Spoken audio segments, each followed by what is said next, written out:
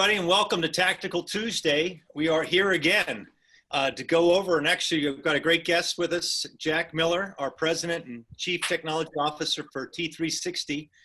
We're going to dive into the Mega 1000, which comes with our Real Estate Almanac, something he'll talk in depth about.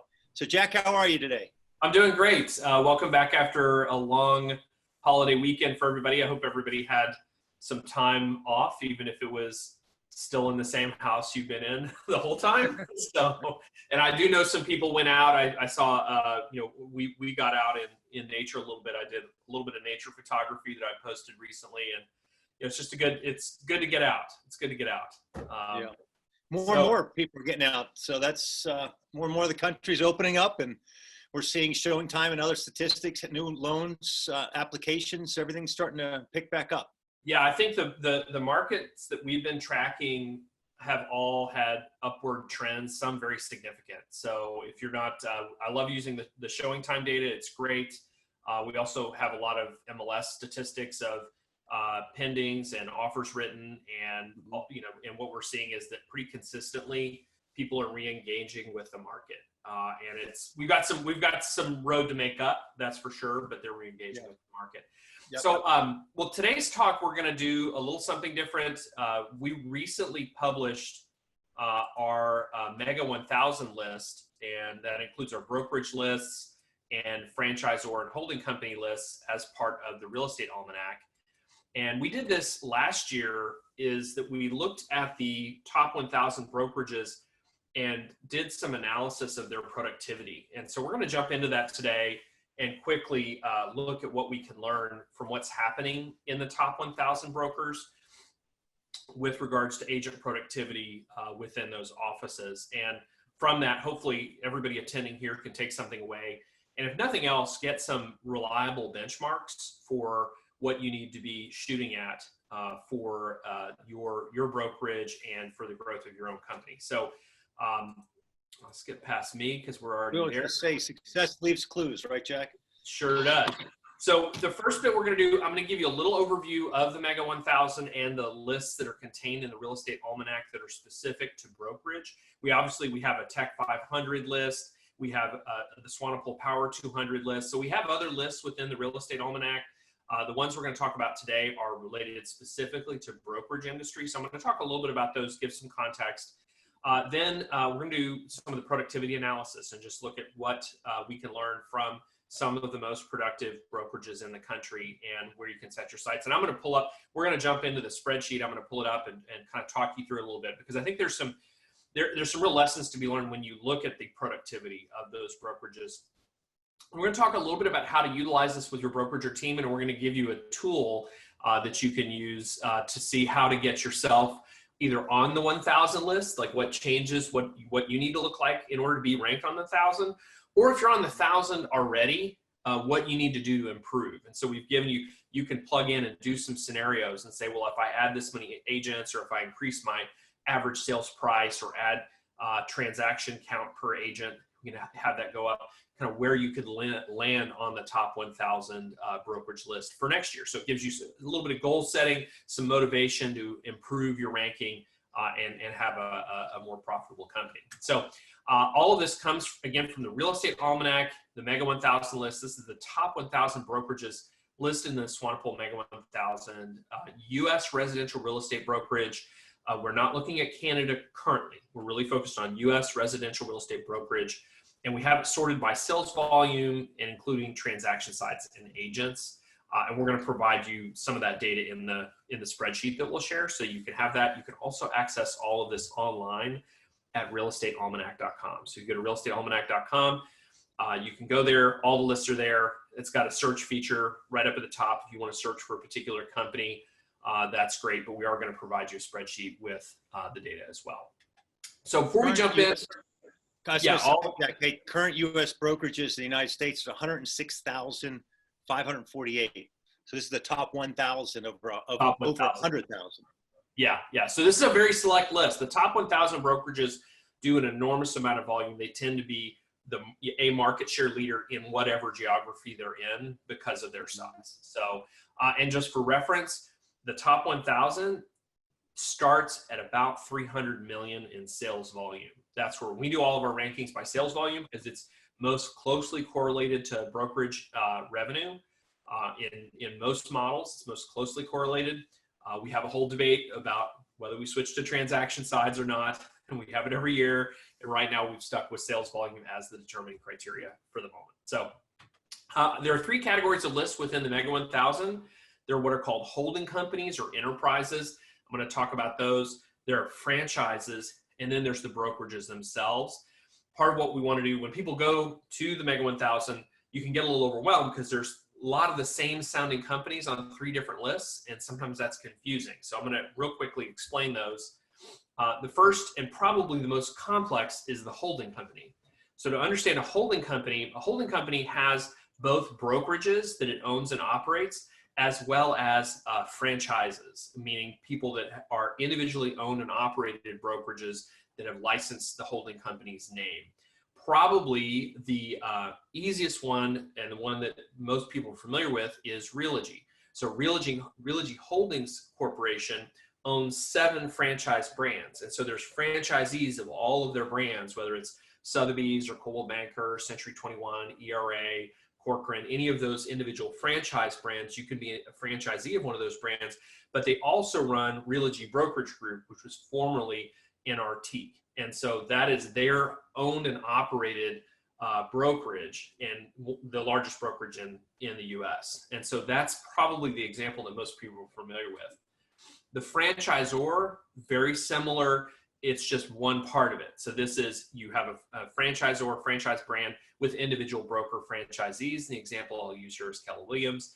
So Keller Williams, as the franchisor, has franchisees that open individual stores or groups of stores under a company, a separate brokerage company. Again, individually owned and operated.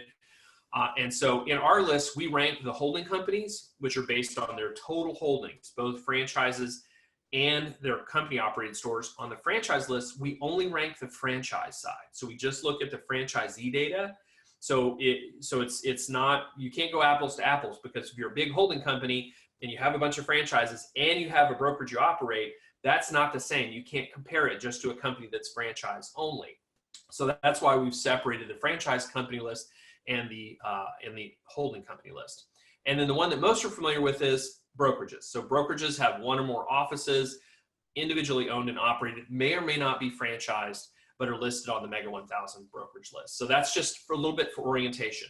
The data that we're working with for today is from the brokerage list. So these are the top 1,000 individually operated brokerages, meaning they're under one ownership structure. And so this does not include the roll-ups of any of the franchisee.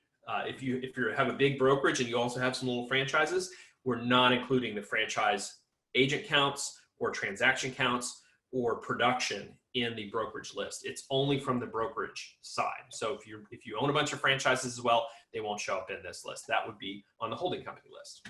All right, so let's talk a little bit about, oh, go ahead, Dean. I was just saying for clarification, because someone listening might, so on if I'm a Century 21 franchise, Century 21 Dean Cottrill, and I have one office or I have 10 offices, that still would show up in our.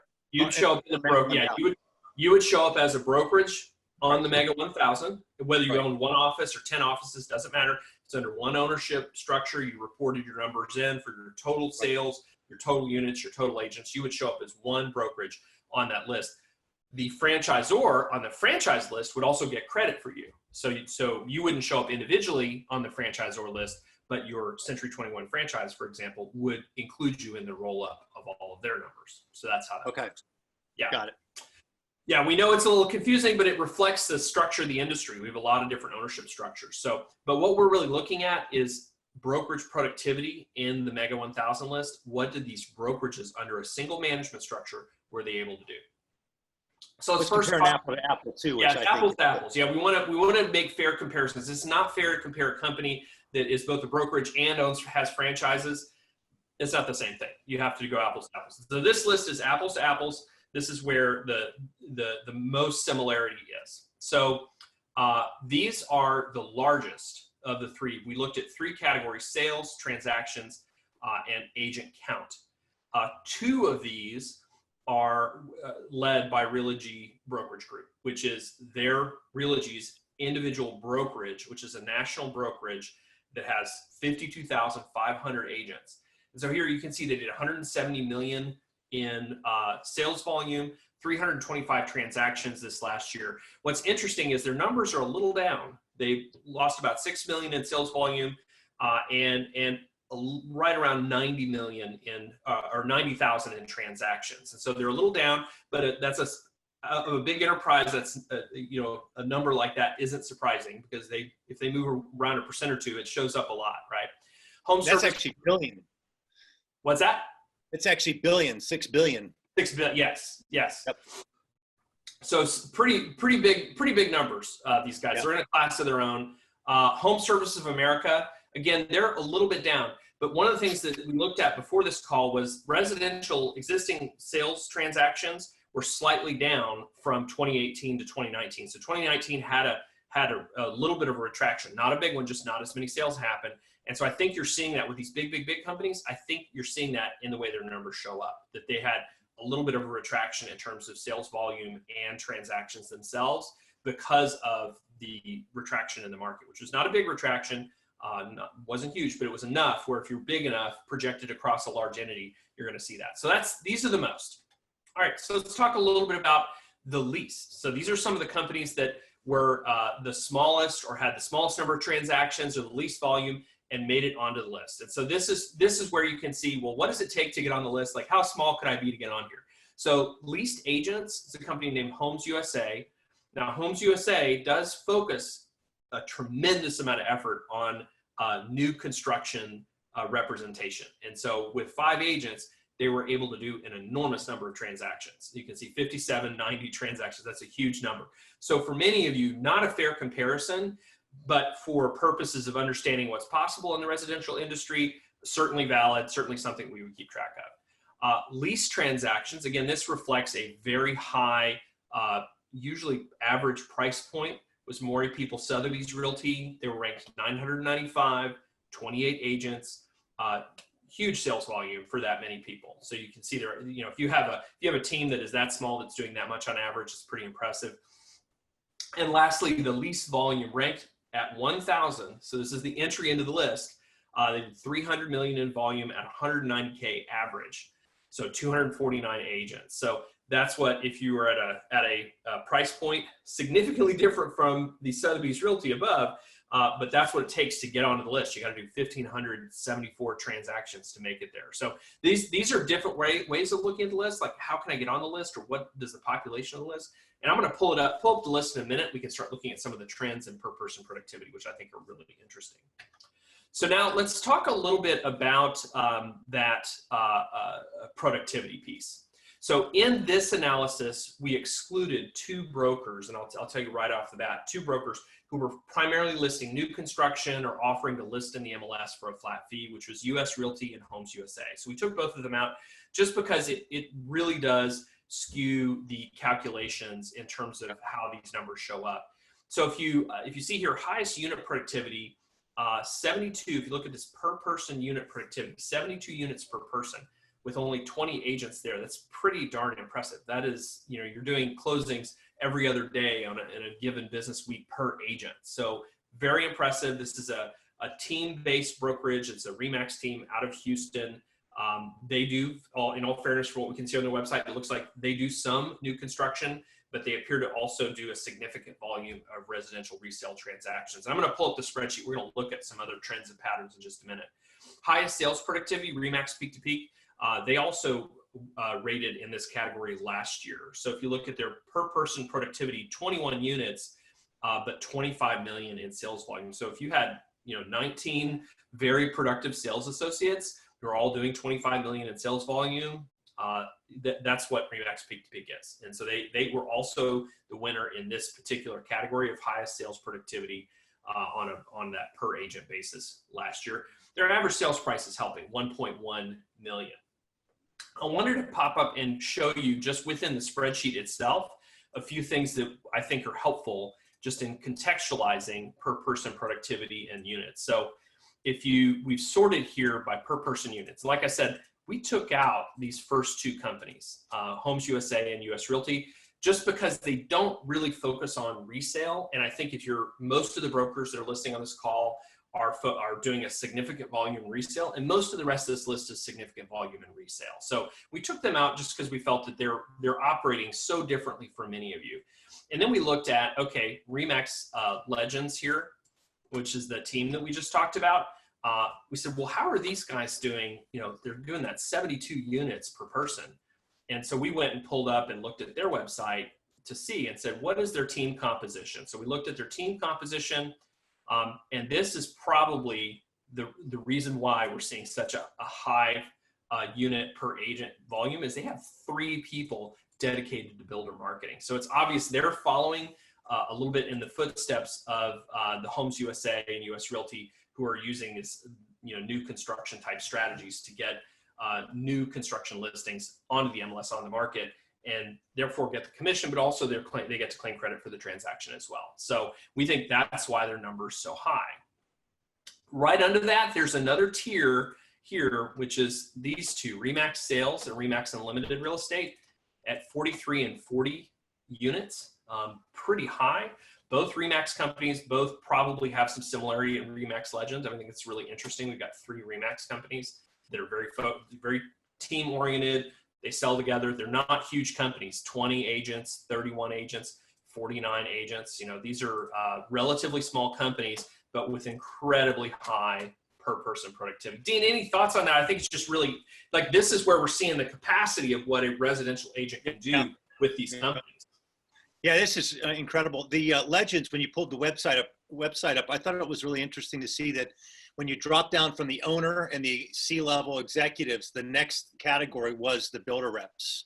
Yeah, so it's like when we look at units and per person productivity, having a new home arm is really inducive to getting the unit count up higher. Yeah. And they do have, they have the buyer team, they have a listing team down here below. So they obviously do some traditional business as well and take listings as well. But yeah, just interesting. And to see if we're testing the performance at the individual agent level, this, if you're in the 40 to 43 category, that's incredible. It's huge. That's huge. Some big numbers. Yeah, it's just big.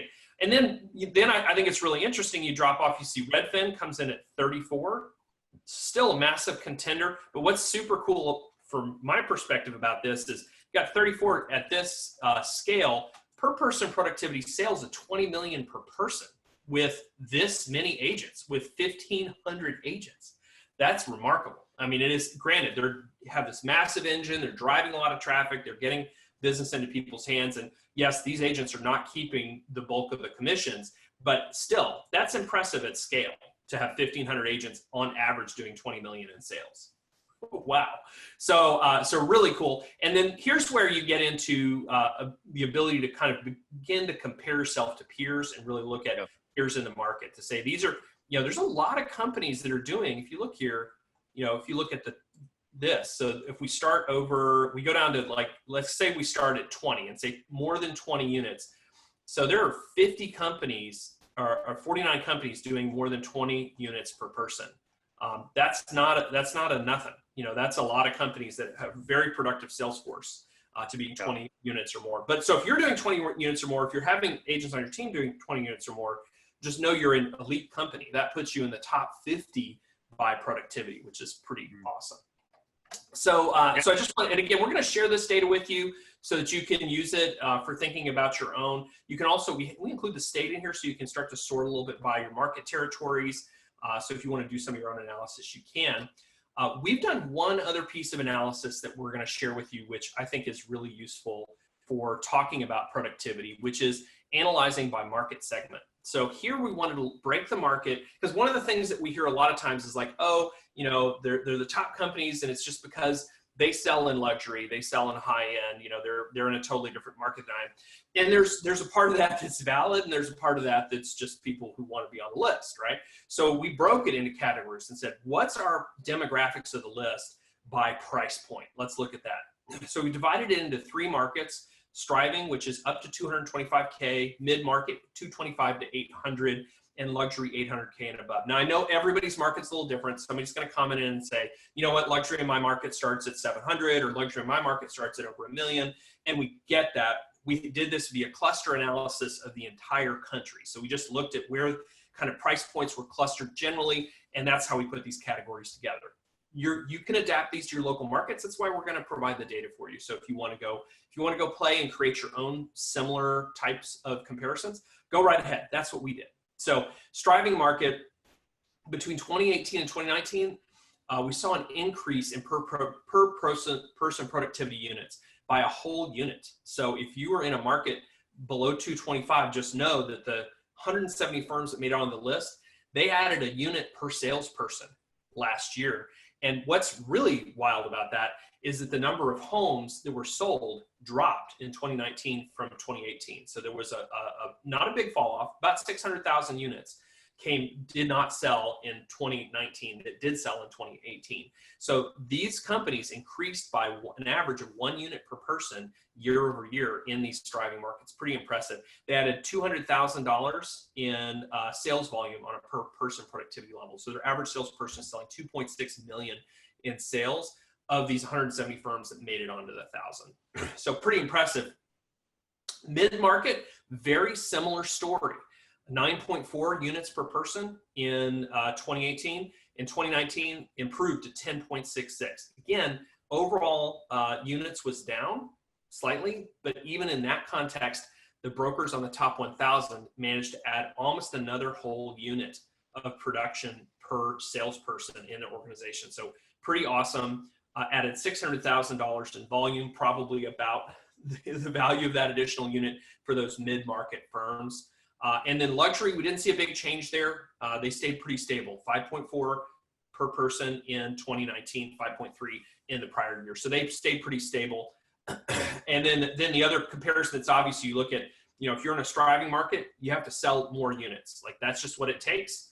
And that's why you see that higher unit volume. Mid-market, not quite as many, but still a lot. And then in the luxury market, about half of what the mid-market is doing. So just not as necessary, because you don't have to sell as many homes to produce an equivalent income in a luxury market. So Dean, any comments on the productivity? Yeah, I was going to say, one of the things that I make sure and encourage everybody on this call, that tracking your numbers is important, but also in comparison to the total market.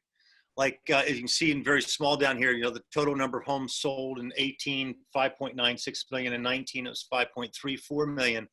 And then that's for the whole country. So that's a big number. Break it down to your local market and see whether you're making up ground, if you're picking up against the competitors on the market share, and are you exceeding the market?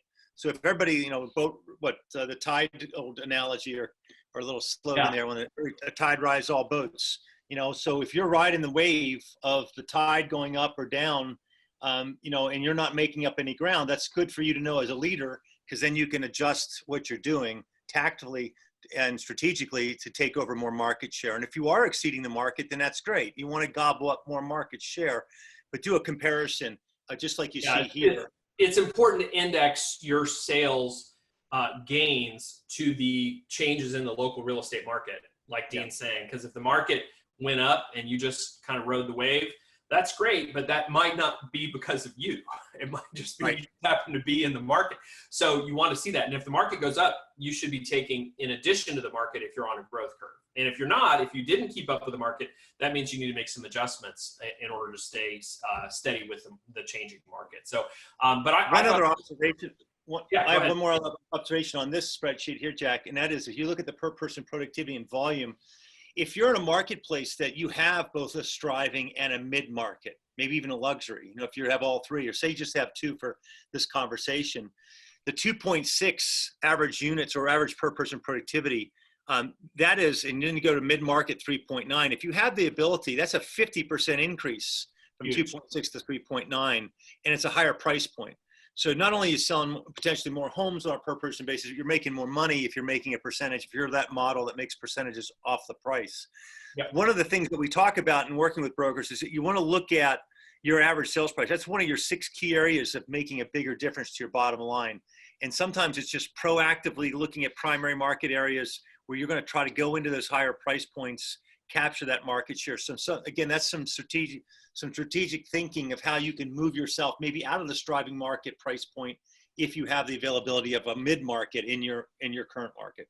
Yeah, so that's a very good point. So you can go get additional units, but you can also go after other markets to improve and move from one category to the next category where there's a significant change. If you can really move strongly into that category, you can have a significant change in the average per person sales volume by doing so. So really good note. And I think it ties well next week or week after next, you're going to be teaching that, right, Dean? We're going to be covering the primary markets in 2 weeks. So, so great strategy.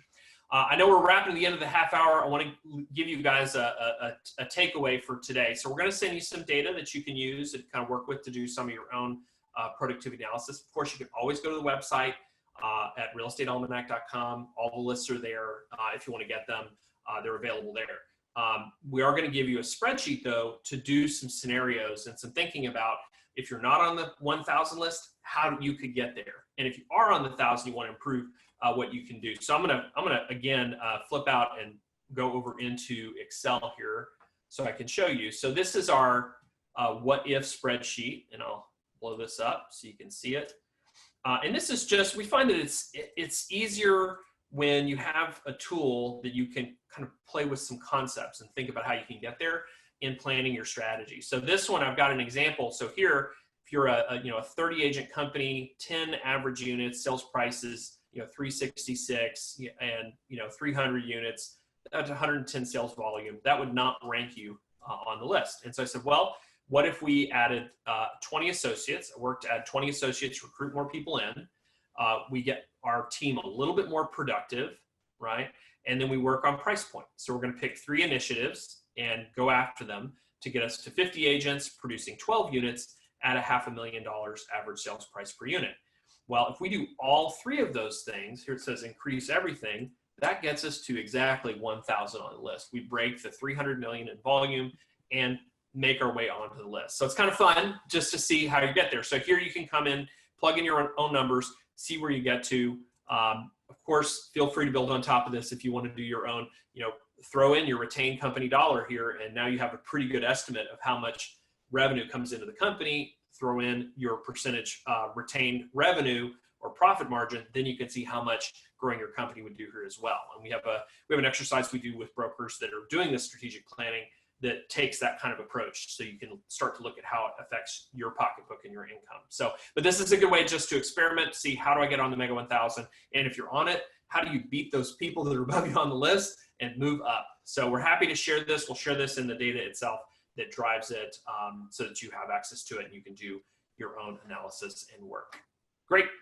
So wrapping up here, we got about 90 seconds left. Just want to remind everybody, in 2 weeks, we're going to cover primary markets. So we're not going to run our Tactical Tuesday next week because of the Inman Connect Now conference, which I think Dean and I are presenting at several times. But in 2 weeks, we're going to do primary markets and talk about market development.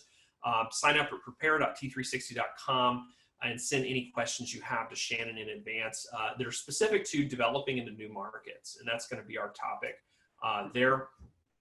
Also want to remind people, this is our last week. We've had one of our consultants who has been on the phones available to help out anybody that needs some help navigating the COVID, the lockdown, all the things that have been going on.